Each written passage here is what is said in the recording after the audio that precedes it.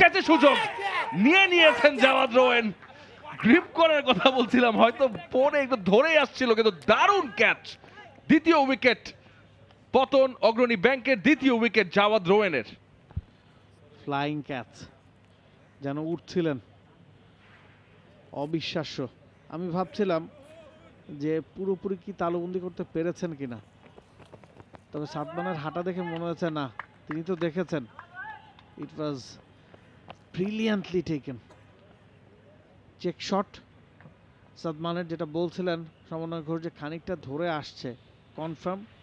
বলটা পিচ করার পরে খানিকটা স্লো হয়েছে এবং ওই জায়গাতেই সাদমানের টাইমিংয়ে গড়বড়টা হয়েছে। তবে ক্রেডিট গোস টু জাওয়াদ রোয়েন, যেভাবে ক্যাচটা তিনি ধরেছেন, আউটস্ট্যান্ডিং।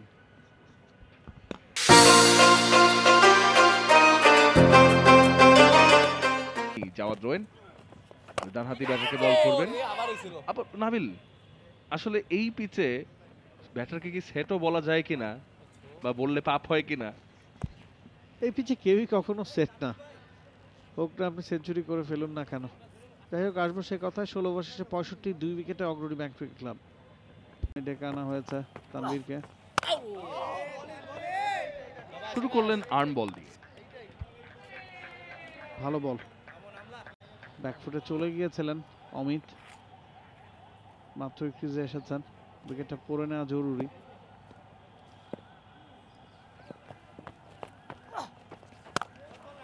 সেই সাথে বোলারেরও কিন্তু একটু পরে নেওয়া, হ্যাঁ উনি ফিল্ডে আছেন, কিন্তু একটা বল করে, দুটা বল করে একটু বুঝে নেওয়ার বিষয়ও রয়েছে। এই দেখুন, প্রথম বলটা আর্ম বল করলেন, উইকেট বরাবর, পেস ছিল, অন পেস ডেলিভারি ছিল। পরের বলটাতে প্রেসার রিলিজ করলেন, পরের বলটা অফ স্ট্যাম্পের অনেক বাইরে, ওয়াইড, স্ট্রাইক রোটেট হয়ে গেল, প্রেসার থেকেও কিন্তু বেরিয়ে গেলেন অমিত হাসান। তিনি মাত্র ক্রিজে এসেছিলেন, তাকে যদি আপনি একটানা 4টা-5টা বল করতেন, তখন তার মধ্যে একটা দ্বিধাদ্বন্দ্ব তৈরি হতো।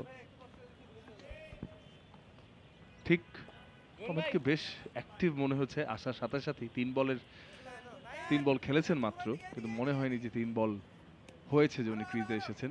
এবার বাহাতি ইমরুলকে বল করবেন, তাই বলে অন সাইডে প্রোটেকশন, ডিপ স্কোয়ার লেগ এবং ডিপ ফাইন লেগ, এবার শর্ট স্কোয়ার লেগও রয়েছে। সেই শর্ট স্কোয়ার লেগের দিকেই বলটা গেল টার্নের সাথে। উইকেটে যথেষ্ট টার্ন আছে, সে কারণে একটা স্লিপও ক্যারি করছেন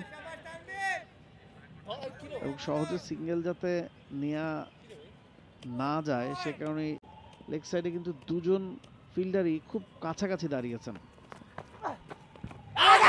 চেষ্টা, আবেদন মনে হয় ইম্প্যাক্ট বাইরে, বলটা সুইং করে বেরিয়ে যাচ্ছিল।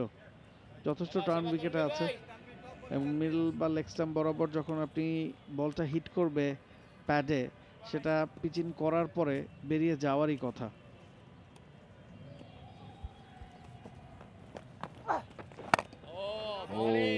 রঙান ছিল, কিন্তু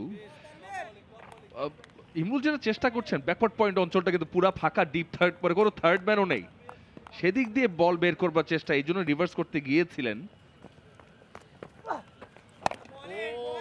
ব্যাকফুটে খেলেছেন। ওভারের সমাপ্তি হবে মাত্র 1টি রান, এই ওভার থেকে 66, 2 উইকেটে অগ্রণী ব্যাংক।